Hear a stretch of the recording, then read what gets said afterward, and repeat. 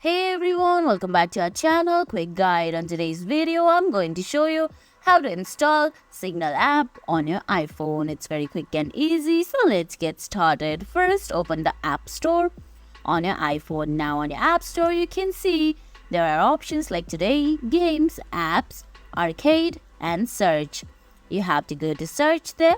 Then on the top of your screen, you're gonna find a search bar.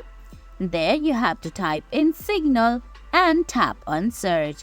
Now App Store is going to suggest you apps that are similar to Signal and the Signal app.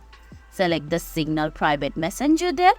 Right beside its logo, you're gonna find get option or backup option or open. Well, to install it, you have to tap on get or backup option. I have already downloaded it. You just have to tap on it, then your iPhone is automatically going to download the Signal app.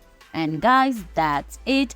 That's how you install Signal app on your iPhone. I hope you found this video helpful. If you did, please give it a thumbs up, leave a comment, subscribe to our channel and hit that bell icon. See you in the next video. Thanks for watching.